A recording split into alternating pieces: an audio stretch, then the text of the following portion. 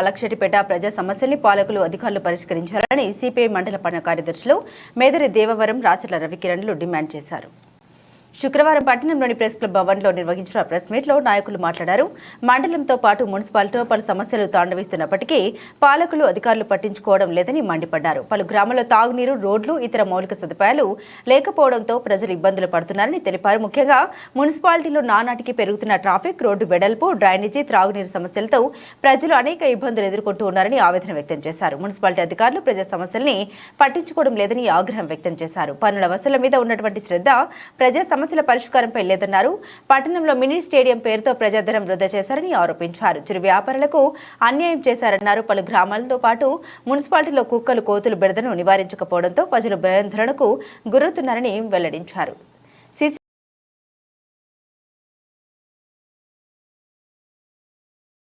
కెమెరాలు పనిచేయడం లేదని, అధికారులు సీసీ కెమెరాల పనితీరు గురించి అసలు పట్టించుకోవడం లేదన్నారు.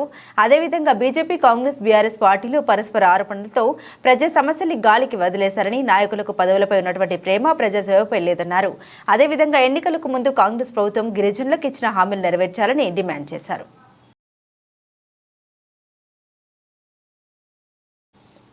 అసంఘటిత రంగ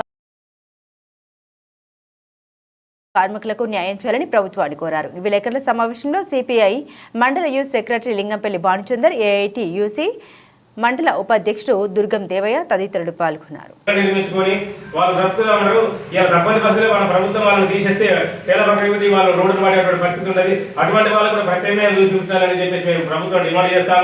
అట్లాగే కాలేజీ గ్రౌండ్లో మొన్ననే 2 సంవత్సరాల క్రితం స్టేడియం కావాలని చెప్పేసి ప్రజలు, లేకపోతే కార్మికులు, లేకపోతే విద్యార్థులు అందరూ అడగడంతో అక్కడ ఆ స్టేడియం కార్యక్రమాన్ని చేపట్టడం జరిగినది.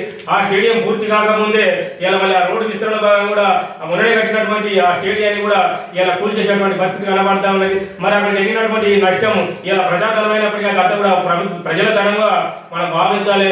ఇలా నష్టం అనేది ప్రభుత్వానికి రాదు. అప్పులు సప్పులు చేసినా కట్టినా కానీ ఇలా దాన్ని భరించాల్సినంత ప్రజలు కాబట్టి ఏదైనా నిర్ణయం తీసుకునే ముందు, ఆలోచన చేసే ముందు, ఏదైనా నిర్మాణం చేపట్టే ముందు కూడా లోతులకు ఆలోచించి జరిగే నష్టం అక్కడ ఉన్నటువంటి పరిస్థితిని ఆలోచించి నిర్ణయం తీసుకొని ఇలా ప్రజాధనాన్ని వృధా చేయకుండా సక్రమంగా జరిగే విధంగా చూడాలని చెప్పేసి ప్రభుత్వాన్ని డిమాండ్ చేస్తా ఉన్నాం. కూడా ఒక్కటి చూసుకొని వ్యవసాయం చేస్తున్నటువంటి ఆ గిరిజన కొడంగూడ బిడ్డలందరికీ కూడా పట్టాలు ఇవ్వాలని చెప్పేసి మేము ఇలా కమ్యూనిస్ట్ పార్టీగా వ్యవసాయ కార్మిక సంఘం జిల్లా కమిటీ తరఫున మేము ఇలా డిమాండ్ చేస్తా ఉన్నాం. అట్లాగే మన పక్కన ఉన్నటువంటి హాజీపూర్ మండలంలో కూడా రాణి గడుపుని ఏరియా ఉంటుంది. అక్కడ 1200 ఎకరాల ప్రభుత్వ భూమి ఉంటుంది. ఆ 1200 ఎకరాల భూమి కూడా ఇలా సుధాకర్ వారి కొడుకైనటువంటి ఉమా అంశమారావు తమ్ముడైనటువంటి వాళ్ళు దత్తగా తీసుకెళ్ళినటువంటి వాళ్ళ భూములు 1200 ఎకరాల భూమి ఉంటాడు. అతను ఆ పట్టాదారు హైదరాబాద్ లో ఉంటాడు. దాంట్లో 600 ఎకరాలు సీలింగ్ పోయి ఫారెస్ట్ లేకపోతే మిగతా 600 ఎకరాలు ఇలా పడావుగా ఉన్నటువంటి భూమిలో అక్కడ గిరిజనులందరూ కూడా గుడిసెలు వేసుకొని సంవత్సరాలు సరిపడి అక్కడ ఊరుగా నివాసం ఏర్పాటు చేసుకుని బతికినటువంటి సందర్భం కనబడతా ఉంటది. అక్కడ ప్రభుత్వ బావులు కానీ, బోర్వేలు కానీ, రోడ్డు కానీ, అక్కడ ఊరు నివాస ఆధారాలు మనకి కనబడతా ఉంటాయి. అక్కడ వాళ్ళంతా కూడా అడవి మీద ఆధారపడి ఆ చిన్న చిన్న భూములు చేసుకుని బతికినటువంటి పరిస్థితి.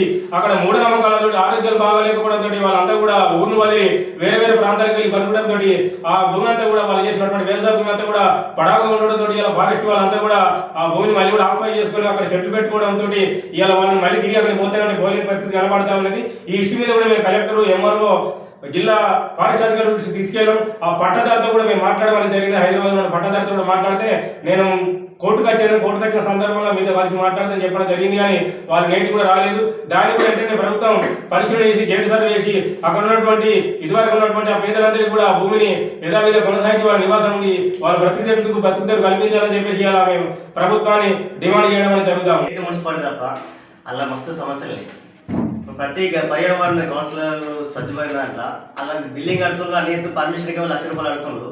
ఆ నాళీ లేవు. ఆ నాళీ లేకపోతే అంటే ఒక నుంచి వాళ్ళు ఇంటి తప్పడం నీళ్ళు అవుతుంది. వర్షాకాలం అయితే ఇళ్ళల్లో మొత్తం నీళ్ళు వస్తాయి. అటు నుంచి రావడానికి కూడా ఎన్నిసార్లు వినతి పత్రాలు ఇచ్చినా పట్టించుకుంటూ లేదు. కమిషన్ సార్తో రేపు చేస్తాం, ఆఫ్ చేస్తాం అంటే దాన్ని పట్టించుకుంటూ లేదు. అలాగే లోకల్ కుక్కలు పడితే బాగున్నాయి. ఎంతోమంది ఎన్నోసార్లు వినతి పత్రం ఇచ్చింది, దాన్ని పట్టించుకుంటలేదు. ఈ మధ్యలో కోతులు విపరీతంగానే సామాన్యుడు బయటకు రానికి ఇబ్బంది పడుతుంది. దానివల్ల సమస్యలు ఎక్కువ. సీసీ కెమెరాలు పెట్టిన సీసీ కెమెరాలు ఎక్కడ పనిచేయలేదు. ఏ చౌరస్తా సీసీ కెమెరా పనిచేయలేదు.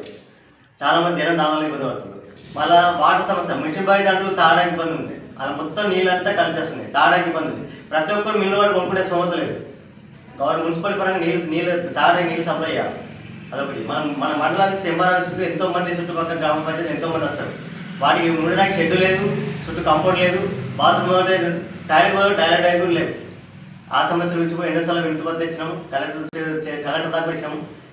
అవి చేసినా కానీ దానికి స్పందించే